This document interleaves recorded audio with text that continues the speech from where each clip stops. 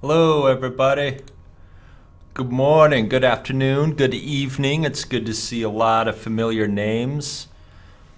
I would say a lot of familiar faces, but I haven't actually seen your faces. I haven't seen any of your faces. Let's see, make sure everything's good here.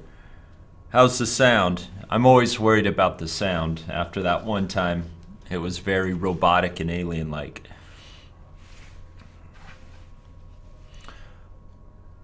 Oh, Rosa, you have a question? Why didn't I teach yesterday? I didn't know about it. I didn't know. Had I known, I may have gone and taught another class yesterday. However, maybe it will be made up later. Maybe that class will be made up later. Okay, good. The sound is okay. I think we're ready to go. I'm ready to go. I've got nothing new to report here. The weather is normal this morning. No snow, no rain. Little cold. That's about it. All right. Let's get started. Why not? We have kind of a big reading today. So I wanted to get started. All right, here we go. I start these the same way every morning with the links. If you have any questions about these Smrt Live classes we do here on YouTube, you can always email Zach at this address here. If you want to know more about the subscription service for any of these classes, you can follow these links I've shared with you here. You get access to the Smrt curriculum. You get to do homework. Hooray, homework. You get to take quizzes and exams, and at the end you get a certification. Certification, let me say that word correctly, certification. I don't know why I said it like that. It's early, it's still early here. It's early for me. Okay, there's pre-intermediate with Nicole, intermediate with Mark, upper intermediate with me, and English for academic purposes with Josh. You can watch all of their videos to see what level might be right for you. I'll tell you how to see all those videos in a second. If you want to see the school where Nicole, Josh, and I work, you can follow this link. It's the Spokane College of English Language. You can check out that page. If you have not joined yet, if you are new, do we have any new people here today? Please join our Facebook group on Learn English on Facebook. And finally, since you're here on YouTube, you must know about our page. But just in case you don't, you're not quite sure where it is, I've included a link, and it has all of our videos, including upcoming videos. These are videos that will be upcoming soon. All the old videos are archived. And then we have an additional teacher. We have Sean here.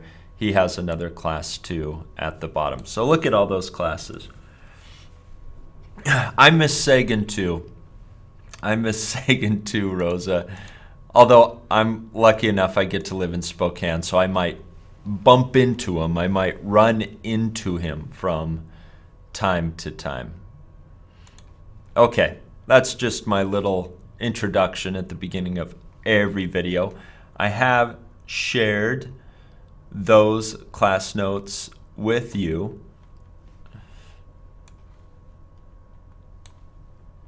I'll share them with you again one more time. See if you can open that link. If you're on a phone, it might be a little difficult to open the link, but if not, then you should be okay. Okay. My name is Neal Hallgarth. I'm your upper intermediate teacher today, and every time I teach this, we have some vocabulary. It's a pretty big list of vocabulary, but let's just look at the first 7 for now before we begin reading. Okay, this first word, well off. Well off. It's actually used as an adjective, and it means like comfortable amount of money, sufficient amount of money, or it can even refer to somebody who might be wealthy. So you have enough money. You don't have to worry about money. Let's put it that way. Well off means you don't have to worry about money. You have enough money. You have a comfortable amount of money. You may even be wealthy. And that will come up in our reading. Okay, let's look at the next one. Yeah, good. I see you guys are good. So if you want to get ahead of me a little bit, that's okay.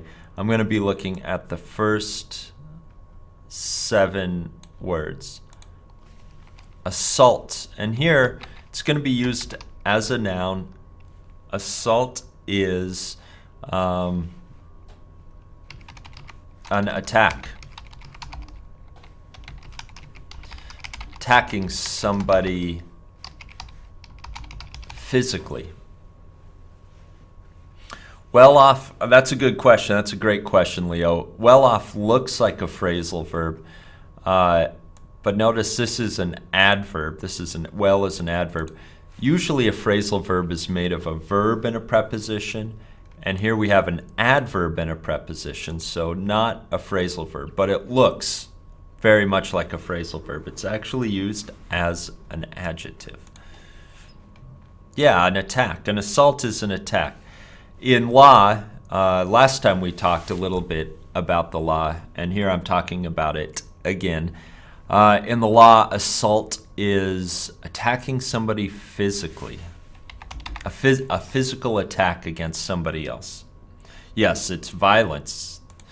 Violence is part of an assault. Okay, robbery, also a noun. When we're speaking legally, robbery is stealing something. Robbery. That one's easy enough, I think. Next one, claimed. Verb, past tense. Claimed. Claimed is basically said. Maybe said without proof. Said without proof. Maybe an excuse or an alibi. An alibi is if you're convicted of a crime and you say you're innocent, you say you did not do it, you say what you did instead, and that's your alibi.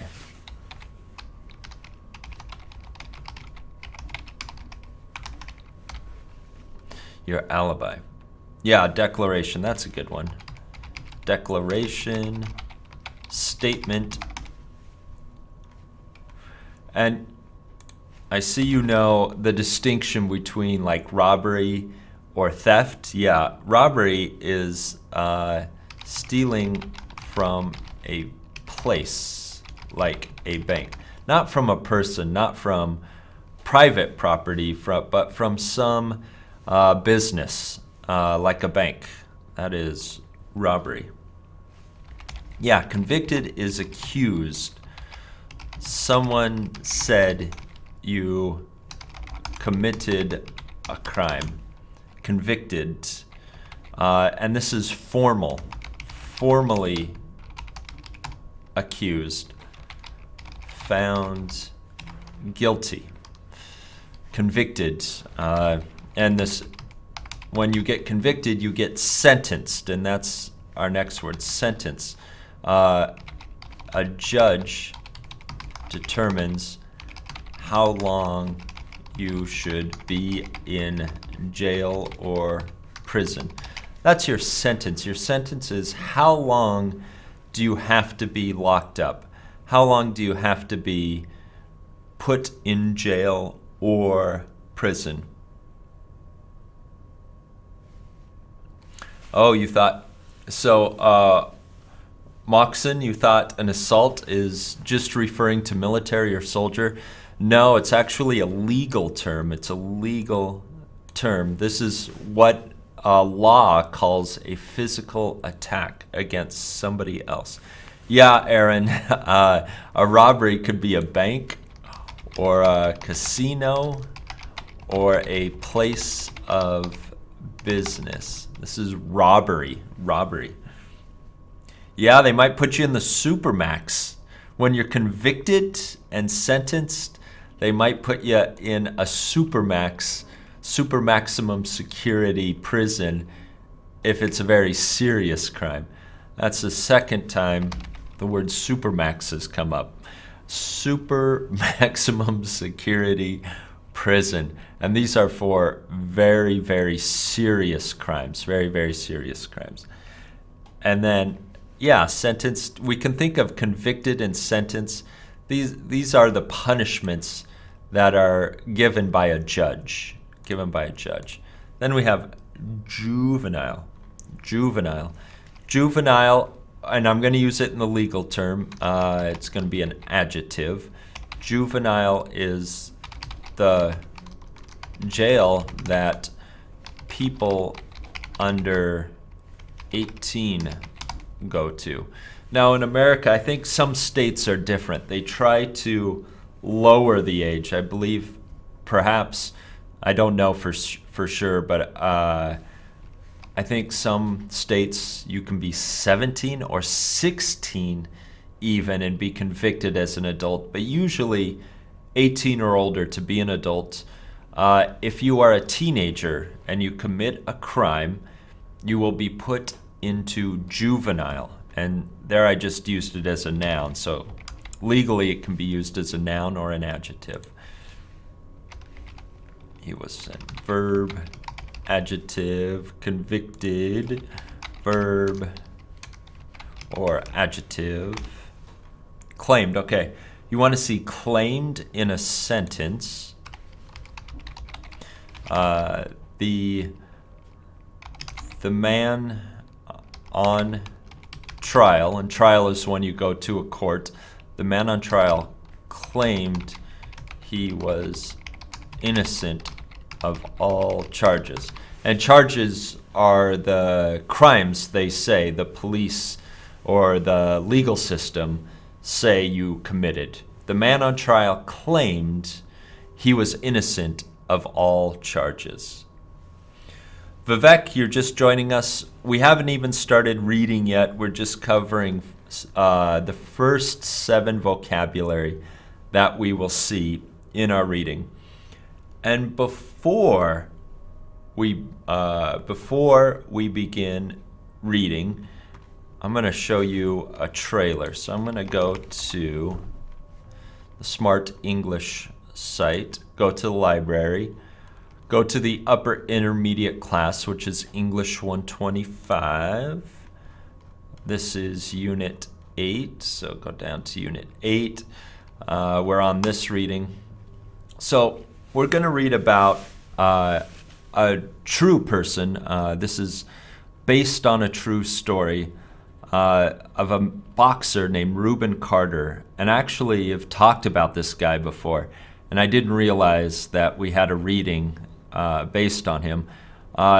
His nickname was Hurricane, Rubin Hurricane Carter. And a hurricane, of course, is a severe ocean storm. They called him that because he was a very fast and powerful boxer. So they made a movie recently, more recently of him, with Denzel Washington. And before we begin the reading of his life story, we'll watch the trailer, just the short trailer, just the commercial of the movie for the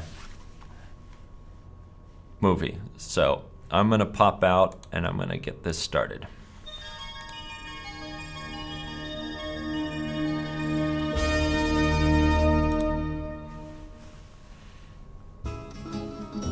Carter is the slave name that was given to my forefathers and was passed on to me. Hurricane is the professional name that I acquired later on in life.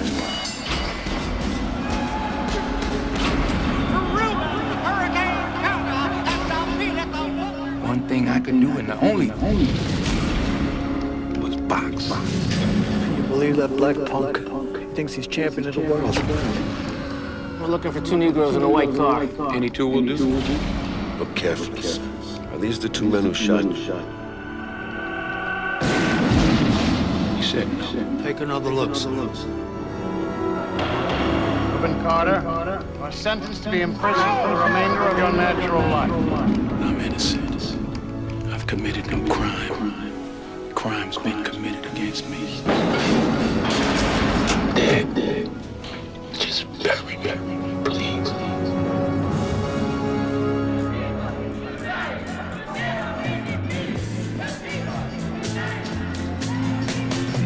Here comes the story of the hurricane. The man the authorities gave. Your first book, huh? 16th round. Rubin Hurricane Carter. You know what, Les? Sometimes they don't pick the books we read, they pick us. Dear Mr. Carter, I read your book. I would like to come and visit you. You think I killed those people, son? No, I know you didn't. 2 juries found him guilty, Les. But the man's innocent. That he's been in jail 15, 16 years is not right. It's very important to transcend places that hold us. Can he see us? Yeah. You could understand not leaving without you. 50 years old. Your Honor, this case was built on a foundation of lies. 20 years spent locked up in a cage. Justice, that's all I ask. Hate put me in prison. Love's gonna bust me out.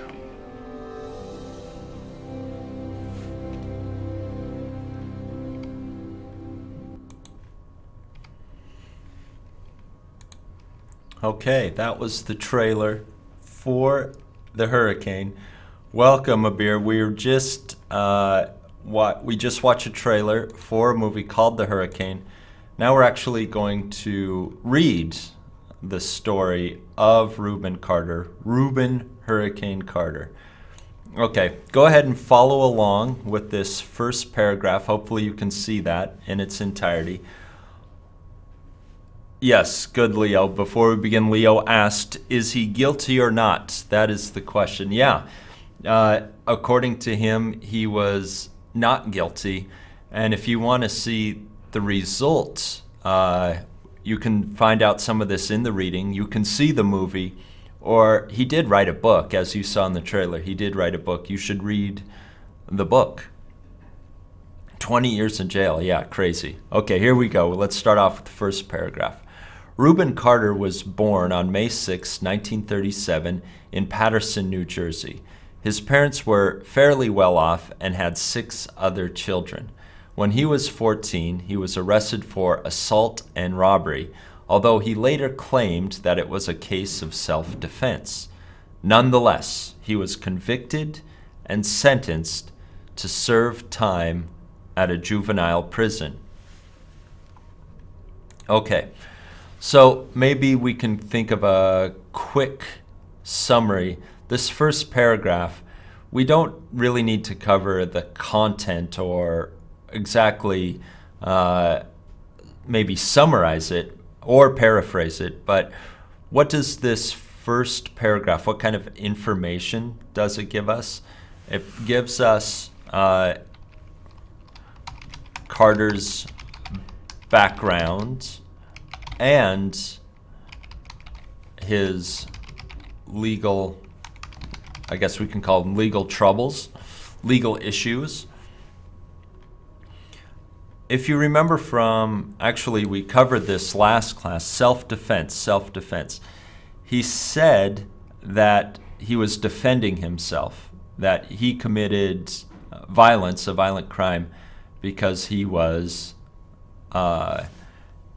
defending himself when he was 14. And because he was 14, he was put into juvenile prison. He was not yet an adult, so he's put in a different prison. And we're not really going to summarize. As we do this, I don't really need for you to take information from the paragraph on this.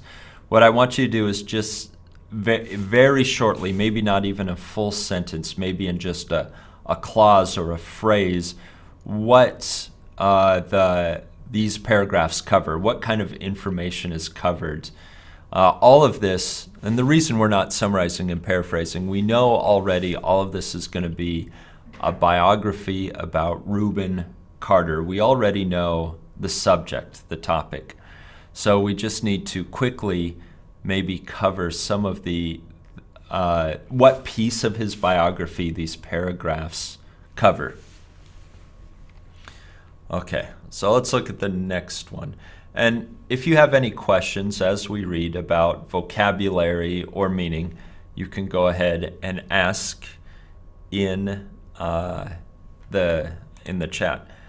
Leo, you're right. Date is important here. We should take note of the date, 1937. Obviously, in 1937, in America, and we know it's America because we have this city, Paterson, in the state of New Jersey, just south of New York. In 1937, of course, America was segregated. Black people and white people lived many times separately, went to different schools, had to eat at different restaurants, had to go to the bathroom in different bathrooms. White people rode on the front of the bus and black people rode on the back of the bus. This is called segregation. It was a segregated society. And this is the society Rubin Carter lived in. Yes, he was convicted and sentenced to serve time. Serve time is you have to sit in jail for the length of your sentence, for however long the judge sentenced you. Good. Yeah, we could say this is Carter's childhood. Yeah, that's a good short description of this paragraph. This is the piece we're on now. Of course, a good place to start when you start with the biography of a real person is their childhood, their young years. Juvenile, again, when we say juvenile, when we talk about the law, when we talk about crime, juvenile is the prison where young people go. If you are not an adult, you will go to juvenile. The word juvenile alone means young person. Your young years. You're a young person. And juvenile prison is obviously where you will go if you commit a crime and you are not an adult. It's a separate prison. You will not go to an adult prison. Okay, you're asking, who is Rubin Carter and why is he famous? Well, he was a boxer.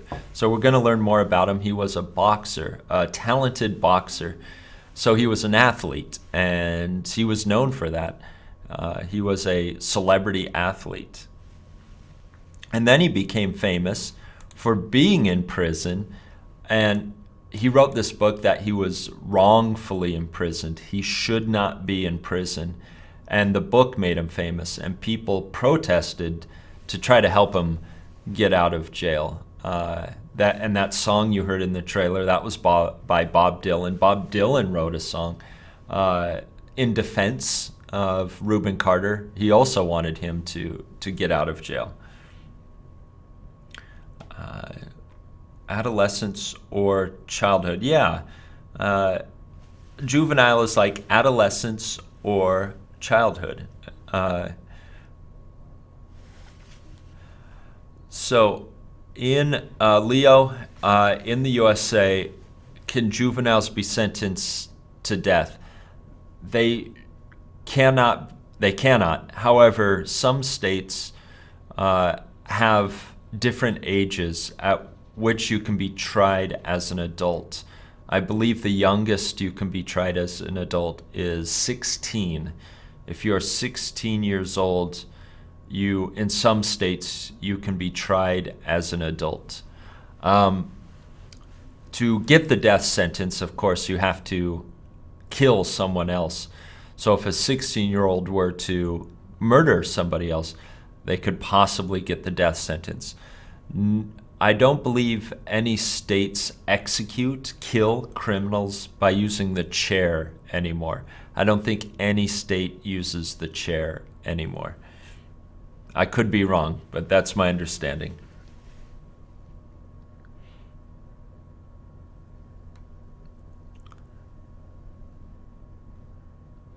Okay, I'm going to continue on to the next paragraph. Okay, when he was a young adult, he was arrested again and sentenced to 5 years in prison. During that time, he learned boxing and was ready to become a professional by the time he was released in September of 1961. He became known for his fast movements and powerful punching, earning the nickname Hurricane. Okay, so now what would you say this paragraph is about? What period of life, or what happened to him during this period of life? What happened to Rubin Carter here?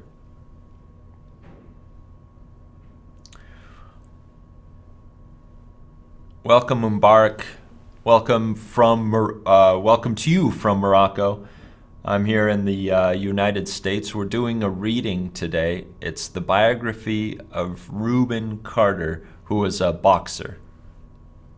So I'm asking those of you in the chat room, what do you think this second paragraph is about? If we could very quickly say what period of life this is for Rubin Carter. What do you think? Well, we have words like young adults. Yeah, okay, good, yeah.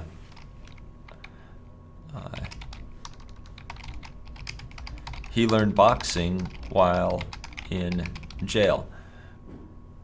So this is where he learned boxing. This is how he became a boxer. So as a young adult, what does this mean, a young adult? Well, obviously we have that adult in there, but sometimes we use it to mean teenager. And this could be when he was 18 or 19 years old, or it could be when he was still underage, still before an adult, 17, 16, 15. Young adult is kind of an ambiguous term, not a clear term. But we usually use it to refer to people in their teenage years, but that can include 18 and 19 years old. And this is the second time he's in prison, now for 5 years. This is where he learned boxing. He got out of prison for the second time in 1961, and if you'll remember, he was born in 1937. So how old is he in 1961? If he was born in 1937, how old is he in 1961?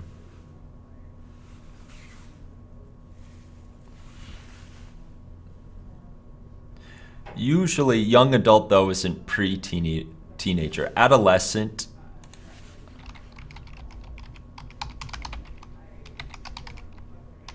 is a pre-teenager, and then juvenile is basically childhood, and then young adult, teenager. He's 24, 25, good. He's 24 or 25 when he gets the nickname Hurricane. So he's still young at this point.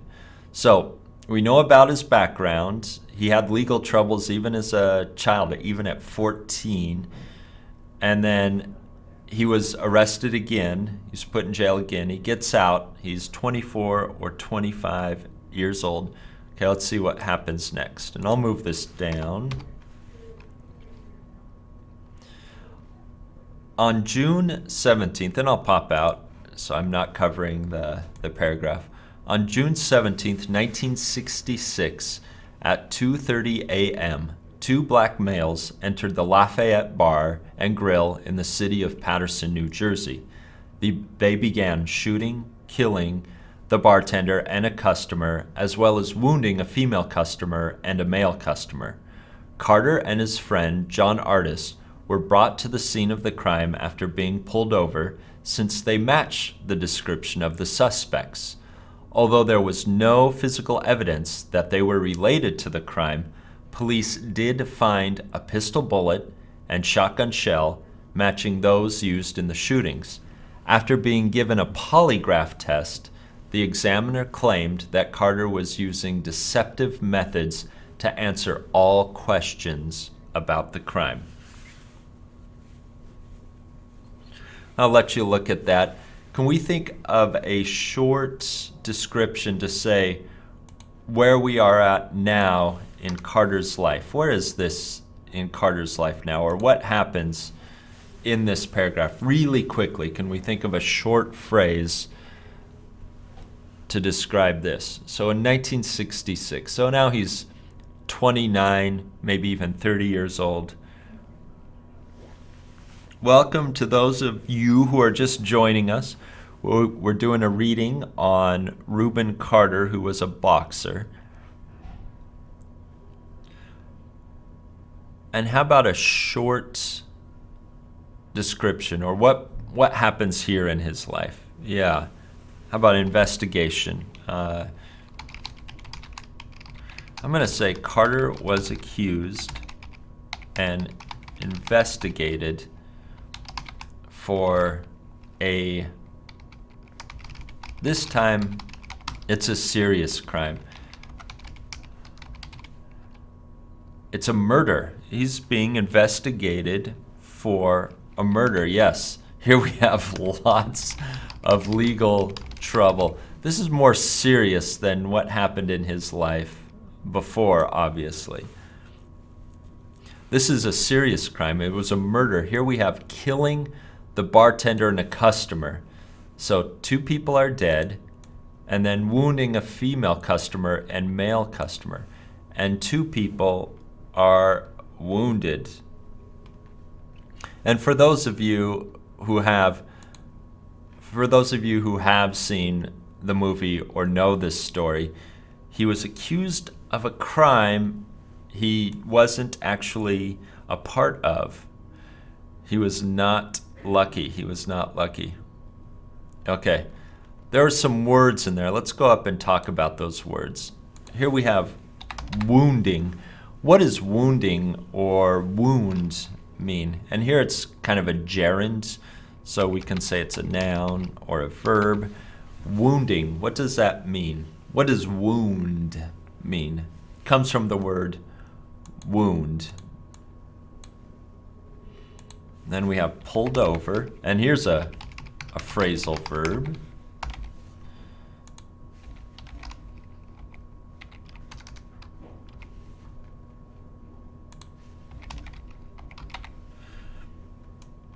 Yeah, wounding is when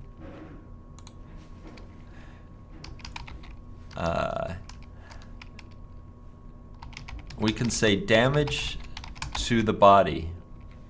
Damage to the body. How about that?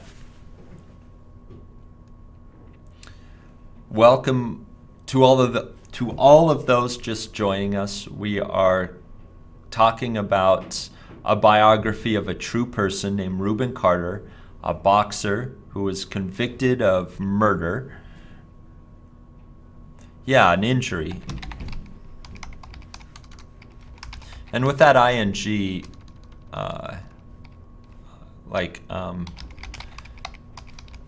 means you do injury to somebody else. You injure somebody else. Wounding. How about pulled over? Yeah. When your car is stopped by the police, you are pulled over. Pulled over.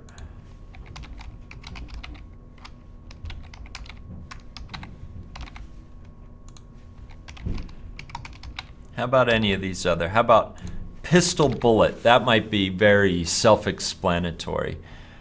Here we kind of have a noun phrase, 2 words put together. Pistol bullet. Yeah, we can say wounding, a shot or stab to someone else. And the reason why we have to make sure there's a difference between bullet and shell is because there is a difference. A pistol bullet is a handgun, and how to say, I don't know a synonym for bullet. A handgun, good, ammunition. Good, somebody thought of a good, thank you, Leo.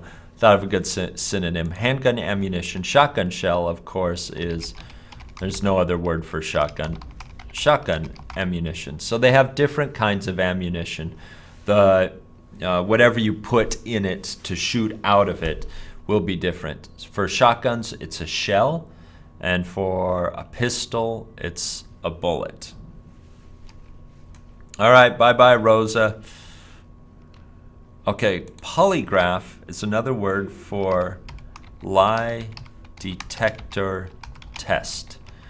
And you may have seen this in shows or movies where somebody's hooked up to a machine. They have something strapped on their arm, something strapped on their head, wires to a machine, and they ask them questions. And according to the questions they ask, they can tell if they're lying or not. Oh, okay, you want to see a lie detector test?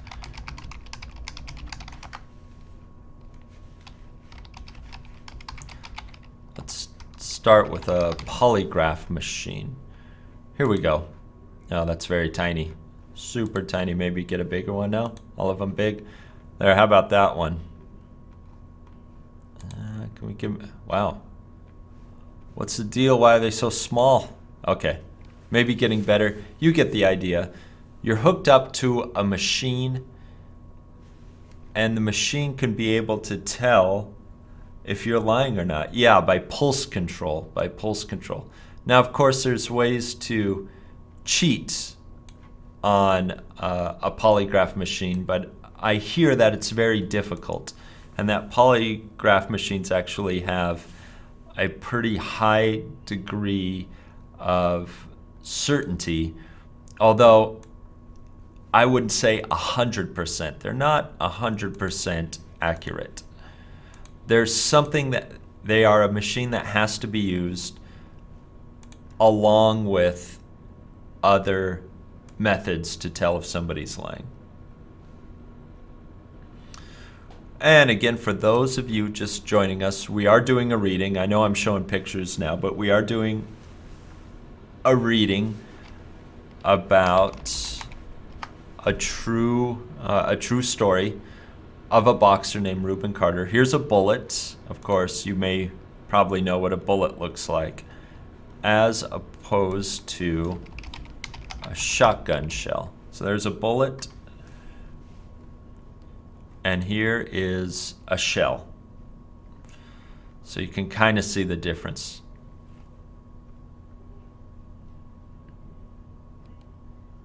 Okay, let's go back to the reading. Oh, one more word to define. Deceptive as an adjective. Deceptive.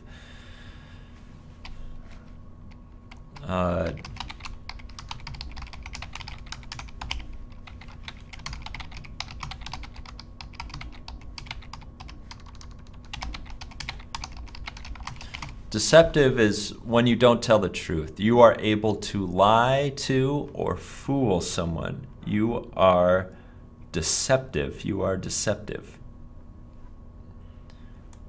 Okay, let's get to the next paragraph. Let's read more story about Rubin Carter. So far, we read about his childhood, where as a young teenager, he was arrested. We read about the second time he was arrested, when he was a young adult. And then now he has been convicted of a crime that he says he did not commit. So here we are on this next paragraph. Two petty criminals, Bello and Bradley, claimed that they saw Carter and Artis leave the bar carrying weapons. A woman named Patricia Valentine also claimed that the car she was leaving the bar... Oh, sorry, let me read that again. A woman named Patricia Valentine also claimed that the car she saw leaving the bar was Carter's. Carter and Artis were both convicted by an all-white jury and sentenced to life in prison. Carter continued to maintain his innocence, writing a book called The 16th Round, from number 1 to number 45472, that was published in 1974. And there's a question, Donna, Nora, deceive and deceptive, are they the same? Deceive is the verb, and deceptive is the adjective.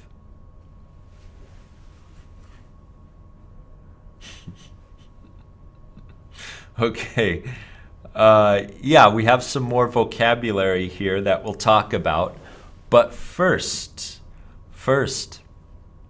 can you give me a quick phrase or clause to describe what this paragraph is about? What happens to Rubin Carter in his life in this paragraph? What happens in this paragraph? Really quickly.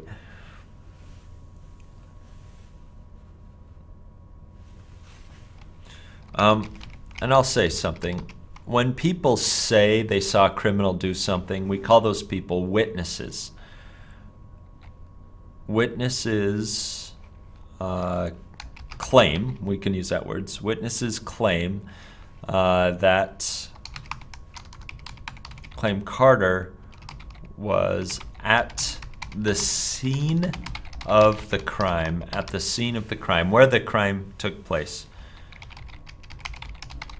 He went to prison and wrote a book.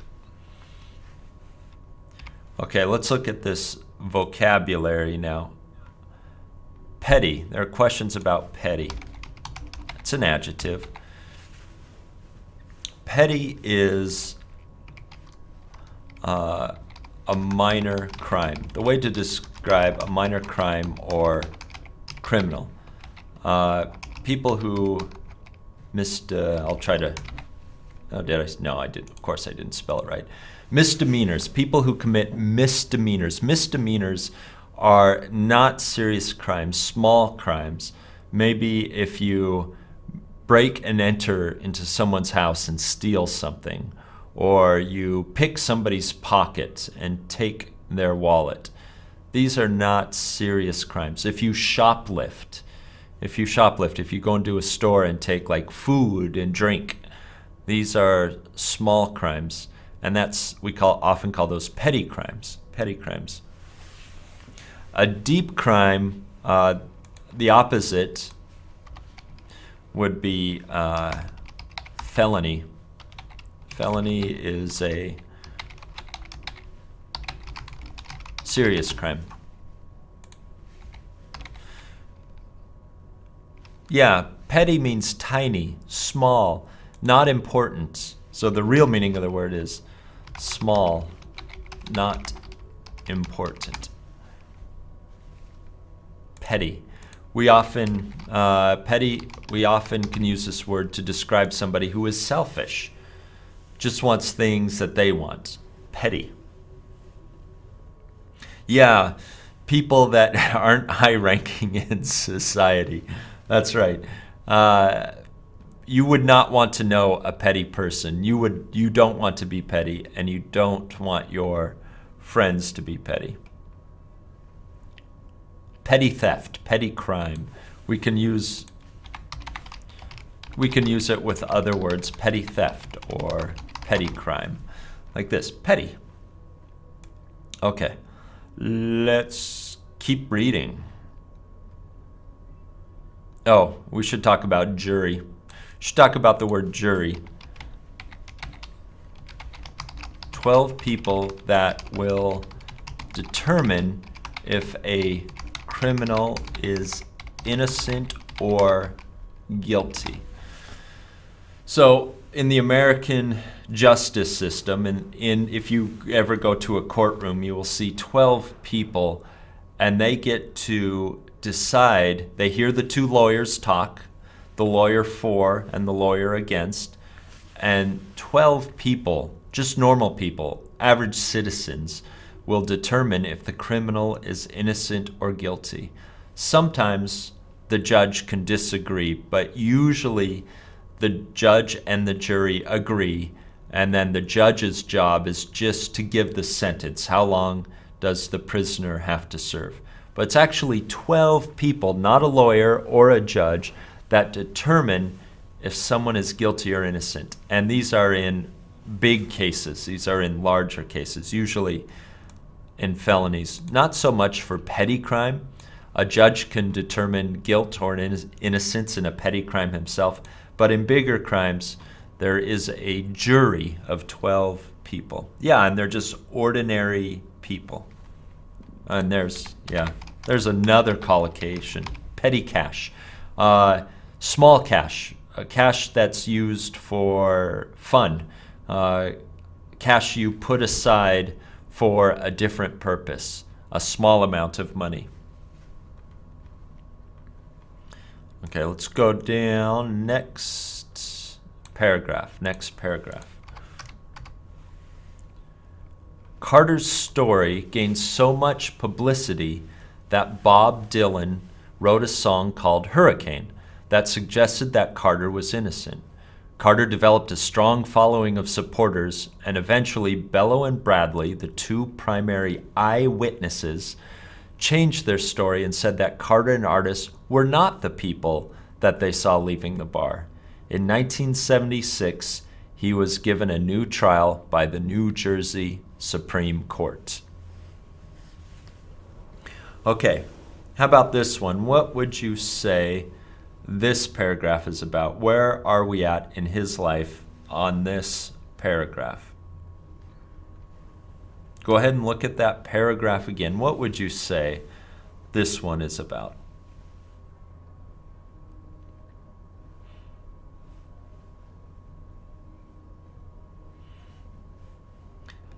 Carter's story gained so much publicity that Bob Dylan wrote a song called Hurricane that suggested that Carter was innocent. Good. Publicity is advertising, exposure to public. Now the public knows. So now that the public knows, what happens? What happens as a result? What happens as a result? Maybe we can say,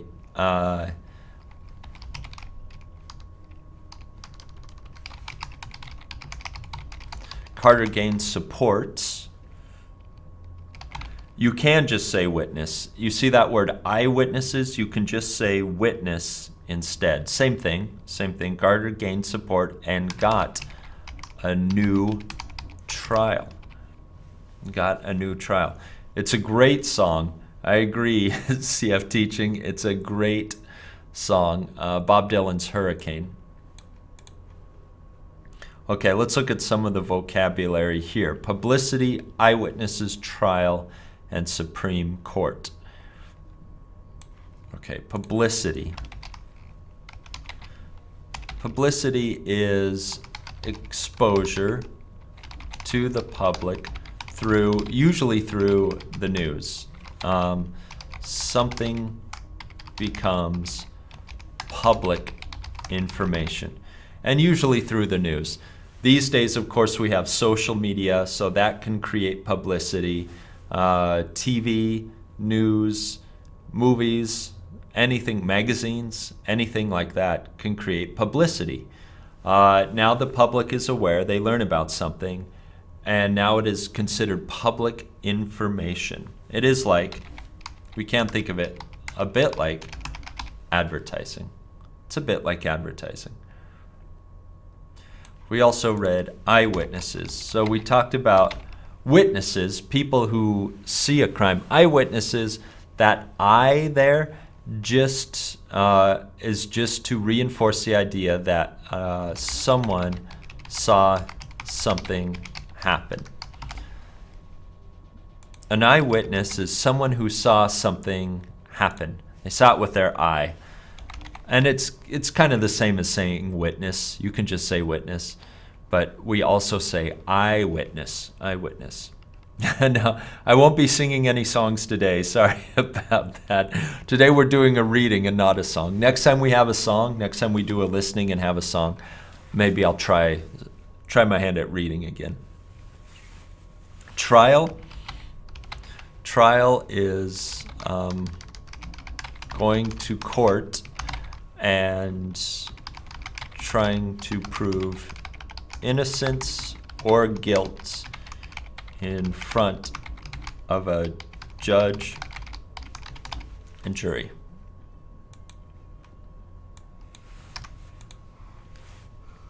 So the trial is the name for going to court and talking before a judge and a jury. It's the whole thing. Yes, eyewitnesses have visual proof, or say, or claim they have visual proof. Oh yeah, some of you, sorry, I should share this link. I'm going to share this link with you again. Here's the link to the class notes, so you can follow along, so you can see the story. Go ahead, for those of you who have joined late, you can open that link.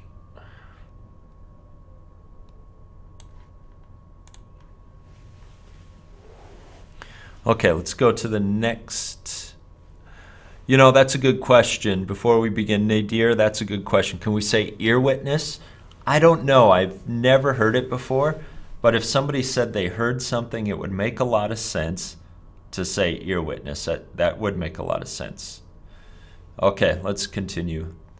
The prosecutor of the trial, Burrell Ives Humphreys, offered Carter the chance to take a lie detector test before the trial began. He promised to see to it that Carter was released if he passed the test, but Carter refused. At the trial, Carter was again found guilty, this time by a jury that included 2 black jurors, and sentenced to life in prison. Donna, that's a good question too. I don't know. If someone was blind and they were a witness, would they be called an eyewitness? Probably not. They'd probably be just called a witness. I don't know if we have the term ear witness or not. I guess there's always one way to look it up. Let's look at Google. Google, is there such thing as ear witness? Yes, there is. There are such things as ear witnesses, eyewitnesses and ear witnesses, and they both make sense. It depends on if they see something or hear something.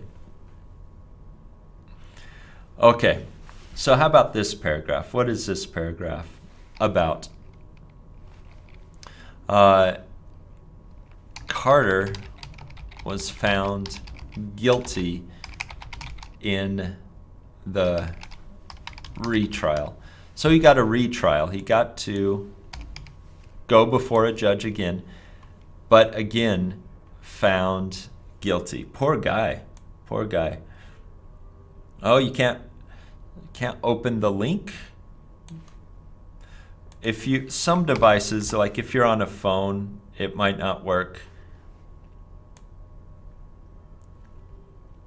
I think it's working for some people. Hopefully it's working for some people. Okay, let's look at the vocabulary there.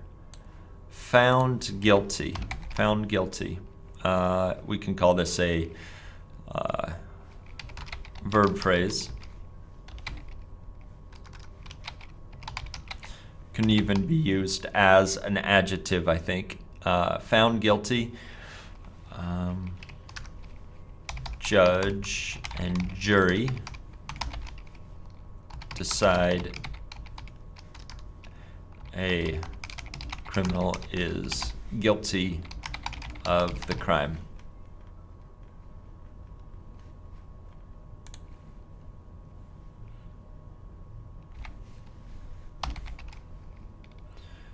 And then, Steve, I don't know if there's such thing as a nose witness. I would assume that there is. Nose witness, ear witness, eye witness, hand witness, touch witness. I don't know. Okay, jurors. Jurors are just a name for people on the jury.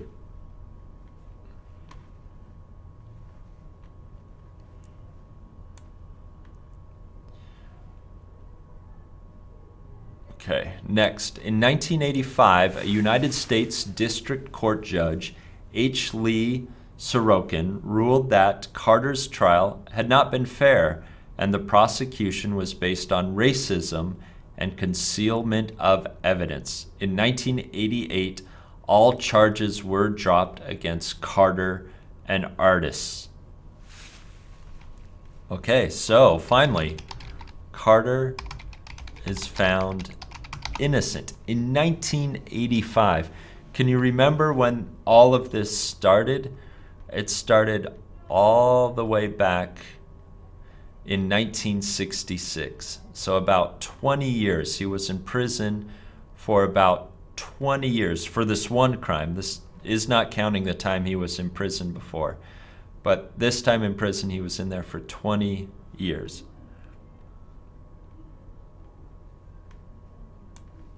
Good. With jurors, people on the jury, prosecution is the lawyer or team of lawyers that are trying to prove I'm going to use accused as a noun, meaning I don't want to say criminal, because if they haven't been proven guilty yet, if they haven't been found guilty, maybe it's not right to call them a criminal. So the lawyer or team of lawyers are trying to prove the accused guilty. That's prosecution. The other side is the defense. I'll use the American spelling. Defense. The team that is trying to prove the accused is innocent. So we have the prosecution, the defense. Racism, of course, is the act of enforcing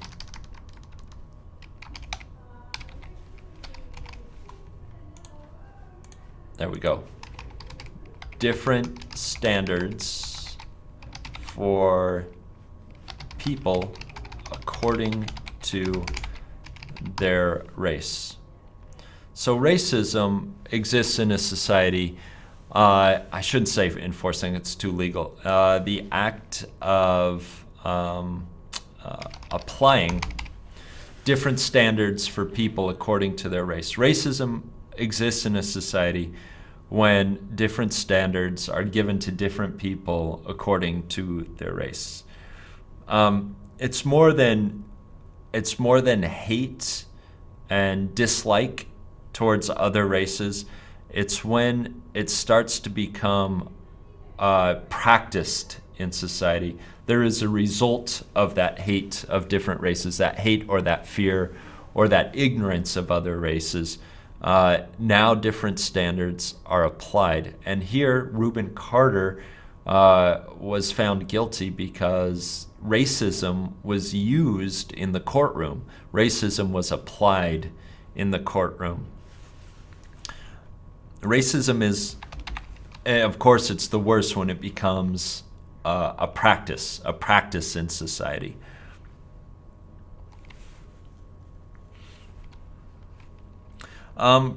Racism is, I guess you could say, also belief that some races are superior and some races are inferior. Yeah, I guess you could say it's also just the belief system that encourages that kind of thing.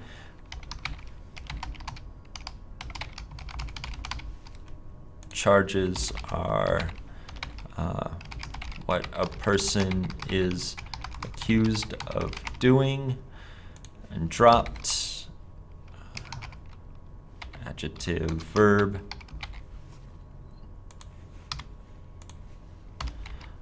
A charge is canceled. So if you charge somebody, means you accuse them of doing some kind of crime.